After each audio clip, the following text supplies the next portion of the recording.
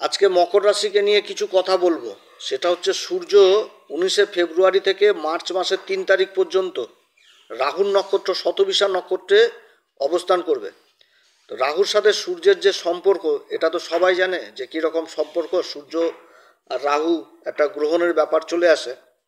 তো মকর রাশি সম্পর্কে সবসময় আমি ভিডিও বানাই, যখন বিশেষ কিছু ভালো খারাপ বা ভালো যাই দেখি ভিডিও বানাই। তো আজকে যেরকম ভালো ভিডিও বানায় সেরকম আবার খারাপও আগে থেকে সচেতন করে দিই, যেরকম সময় আসতে যাচ্ছে একটু কিছুটা হলেও সাবধান। তো সূর্যের এই যে নক্ষত্রে থাকছে, শতবিশা নক্ষত্রে, যে কয়েকদিন থাকবে এই কয়েকদিন একটু চোখ কান খোলা রেখেই কাজ করতে হবে মকর রাশিকে। কিছু সাবধানের প্রয়োজন রয়েছে। তবে সূর্যের নক্ষত্রে আবার কিছু ভালো কাজও হবে, এটাও ঠিক, কিন্তু তা সত্ত্বেও চোখ কান খোলা রেখেই কাজ করতে হবে মকর রাশিকে। তো যাই হোক, আলোচনাটি শুরু করার আগে সমস্ত দর্শক বন্ধুদের নমস্কার জানাচ্ছি। যারা বহুদিন ধরে অনুষ্ঠান দেখেন, হয়তো কৌতূহলবশত সাবস্ক্রাইব করেননি, তাদের কাছে বিশেষ অনুরোধ করব চ্যানেলটি সাবস্ক্রাইব করার জন্য। যদি ভালো লাগে তাহলে লাইক শেয়ার কমেন্ট অবশ্যই করবেন। তবে দর্শক বন্ধুদের আমি কোনো রকম বিভ্রান্তের মধ্যে রাখতে চাই না।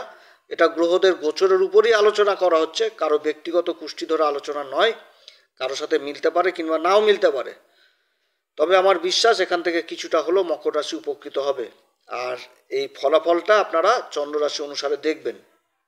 মকর রাশির ক্ষেত্রে সূর্য হচ্ছে অষ্টম ঘরের অধিপতি, অষ্টমপতি সূর্য অবস্থান করছে রাশির দ্বিতীয় ঘর কুম্ভ রাশিতে। শনির সাথে জুতি তৈরি রয়েছে এবং বুধ কিন্তু অবস্থান করছে 27 তারিখ পর্যন্ত, তারপর তো আবার বুধ রাশি পরিবর্তন করবে। তো সূর্য অবস্থান করছে শতবিশা নক্ষত্রে, যার অধিপতি রাহু। আবার রাহু অবস্থান করছে এই মকর রাশির অধিপতি শনির নক্ষত্র উত্তরা ভাদ্রপদে, এবং শনি আবার অবস্থান করছে দেবগুরু বৃহস্পতির নক্ষত্র পূর্বা ভাদ্রপদে। রাহু থাকছে মীন রাশিতে, মীন রাশিতে আবার মকর রাশির কারক গ্রহ শুক্র উচ্চ অবস্থায় রয়েছে।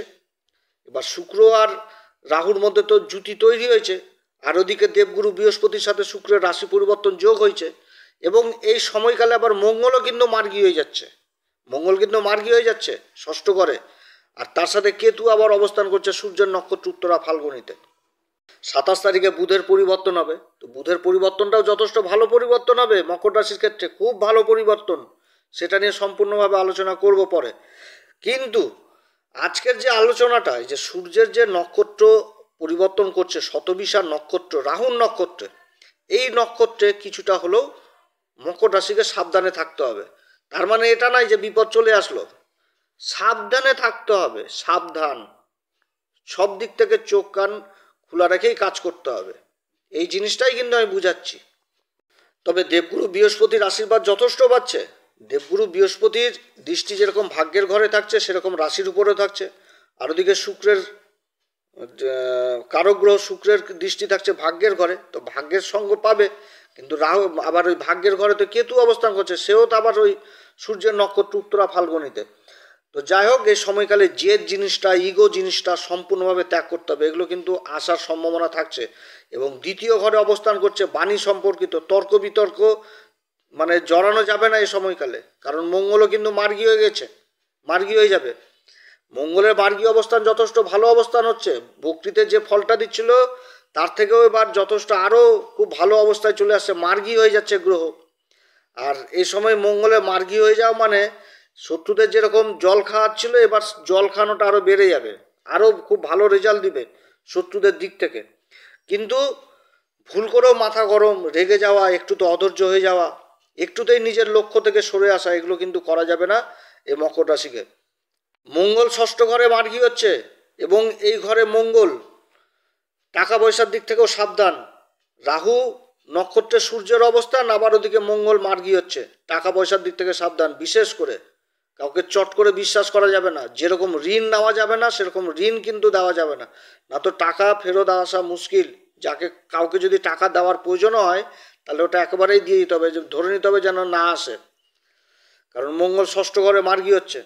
আর এদিকে সূর্য অবস্থান করবে শতবিশাতে। যে কর্মটা করতে হবে আগে থেকে প্ল্যান মাফিক করতে হবে, প্ল্যান মাফিকই কাজ শেষ করতে হবে। আলস্য আলস্য জিনিসটা কিন্তু আসবে এই সময়, দেহের মধ্যে আলস্য কোনোভাবেই নিয়ে আসা যাবে না। শনি হচ্ছে কি অনুশাসনের কারক, অর্থাৎ অনুশাসনের মধ্যেও কিন্তু এই সময় কাজ শেষ করতে হবে। এই সময়কালে কোনোভাবে অচেনা জায়গা যে জায়গার সম্বন্ধে কোনো পরিচিতি নাই, আইডিয়াই নাই, কারো মুখের কথাতে চলে গেলাম, কর্মসূত্র ওখানটাতে ভালো কাজ পাওয়া যাবে, একটা ভালো ডিল হওয়ার সম্ভাবনা থাকছে, বা একটা কোনো পেমেন্ট পাওয়ার সম্ভাবনা থাকছে, এই সমস্ত ক্ষেত্রে যাওয়া উচিত না। না তো একটা ধোঁকাধারির ব্যাপার উঠে চলে আসতে পারে। হ্যাঁ, যদি কোনো মধ্যস্থ ব্যক্তি সেটাকে করে আর কি, ডিল করে যে হ্যাঁ ঠিক আছে আমি এনে দিচ্ছি, আপনাকে যা লাগবে না আমি করে দিচ্ছি, কিন্তু যতক্ষণ পর্যন্ত নিজের কাজ হাতে আসবে না অতক্ষণ পর্যন্ত কাউকে বিশ্বাস নয়। এবং যেটা করতে হবে সেটা অথরাইজ লেখাপড়ি করেই করতে হবে। বুধ এখানটাতে মধ্যস্থতার কাজ করবে, এটা ঠিক, বুধের পজিশন যথেষ্ট ভালো, কিন্তু সূর্যের পজিশনটা তো ভালো না।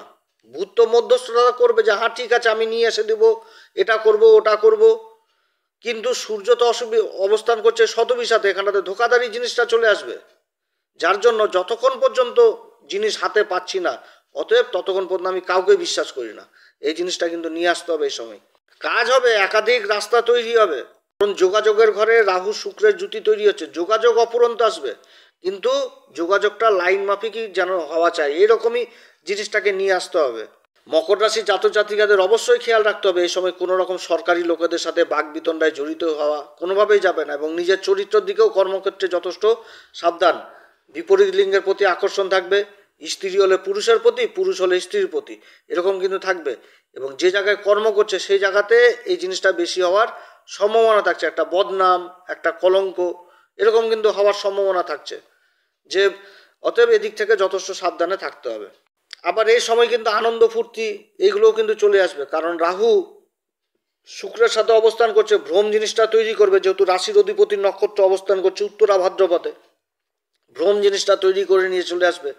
আর শুক্র কি, শুক্র হচ্ছে আবার ওই শুক্র অবস্থান করছে রাশির অধিপতির নক্ষত্র উত্তরা ভাদ্রপদে, আর শুক্র থেকে আনন্দ ফুর্তি জিনিসটা চলে আসবে, আর রাহু থেকে চলে আসবে তামসিক গুণটা।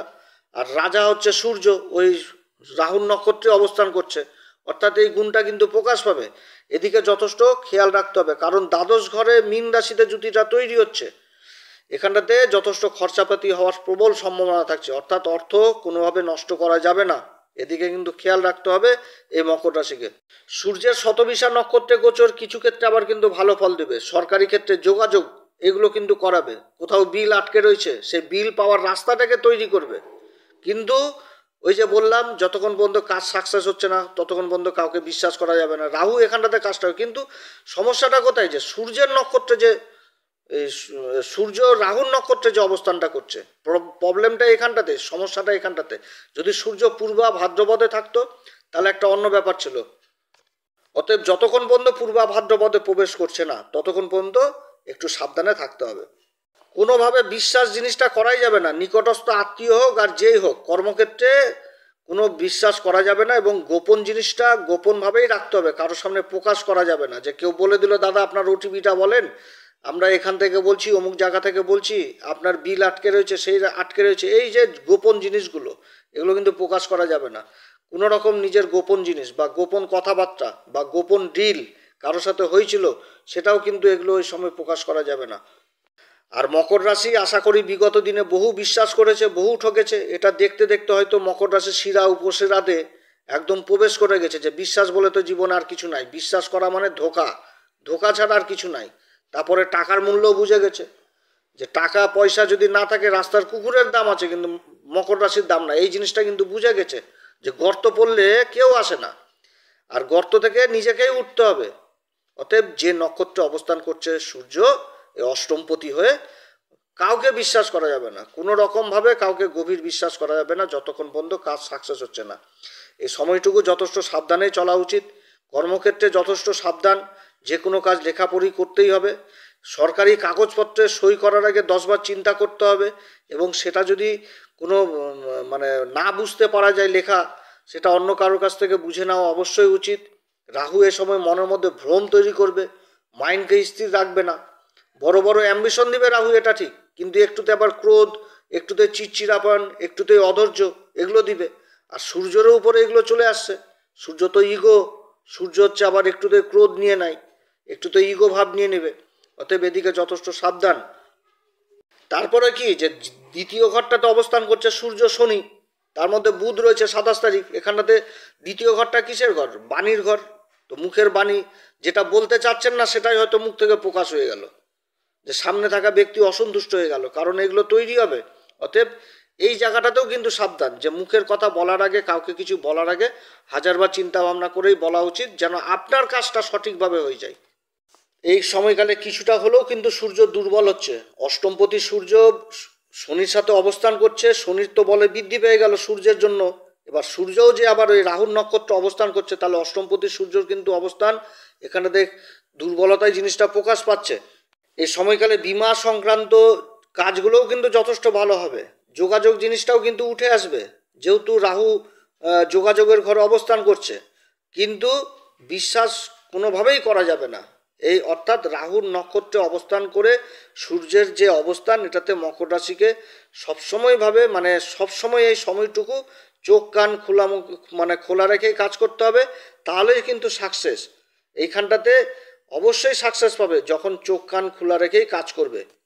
তারপরে যখন পূর্বা ভাদ্রপদ নক্ষত্রে প্রবেশ করে যাবে দেবগুরু বৃহস্পতির নক্ষত্রে, তখন আবার সমস্যাগুলো যথেষ্ট দূরে চলে যাবে। ততক্ষণে আবার বুধও রাশি পরিবর্তন করে নেবে, মঙ্গলও মার্গী খুব ভালো পজিশনে চলে আসবে। তো যাই হোক, এদিকে যথেষ্ট খেয়াল রাখতে হবে মকর রাশিকে। আমি প্রত্যেকটা ভিডিওতেই বলি, যখন ভালো হোক খারাপ হোক, একটা ভালো হলেও জানিয়ে দেওয়া ভালো যে হ্যাঁ ভালো সময় আসছে, খারাপ হলেও সজাগ করে দেওয়া ভালো যে সামনে এই দিক থেকে সাবধানে থাকতে হবে। অতএব অবশ্যই এই জিনিসগুলো মাথায় রেখে চিন্তা ভাবনা করেই চলতে হবে। বিশ্বাস কোনো সময় করা যাবে না। এই সময়কালে মকর রাশি কোন উপাচার করবে? হনুমান চল্লিশা, বজরং বাণ, এগুলো তো অবশ্যই পাঠ করবেন। এগুলো পাঠ করার আগে শ্রীরাম সীতার প্রণাম মন্ত্র করবেন এবং তার সাথে প্রত্যেকদিন সূর্যদেবকে অর্ঘ্য দিবেন। নিজের শরীর স্বাস্থ্য এবং পিতার শরীর স্বাস্থ্যের দিকেও যথেষ্ট খেয়াল রাখতে হবে, এবং পিতার সাথে কোনো রকমভাবে মনোমালিন্য এই সময় করা উচিত না। যে কোনো কাজ করতে গেলে পিতার আশীর্বাদ নিয়েই করতে হবে। যারা এখনো পর্যন্ত গুরুর দীক্ষা নেননি, অবশ্যই গুরুর দীক্ষা নেবেন। গুরুর দৃষ্টি পড়ছে রাশির উপর। এই যে এত বড় একটা জিনিস, সূর্যের অবস্থান শতবিশাতে, একমাত্র দেবগুরু বৃহস্পতি আর শুক্র সহায় বলে মকর রাশি কিছুটা উদ্ধার পাবে।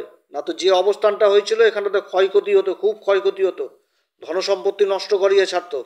যে অবস্থান হয়েছিল, একমাত্র গুরুর দৃষ্টি রাশির উপর পড়ছে এবং ভাগ্যের ঘরে পড়ছে, আবার শুক্রের দৃষ্টি ভাগ্যের ঘরে পড়ছে, যার জন্য যথেষ্ট ভালো অবস্থায় রয়েছে। এবং বুধ আবার শনির সাথে অবস্থান করছে। তো যাই হোক, সময় আস্তে আস্তে কেটে যাবে।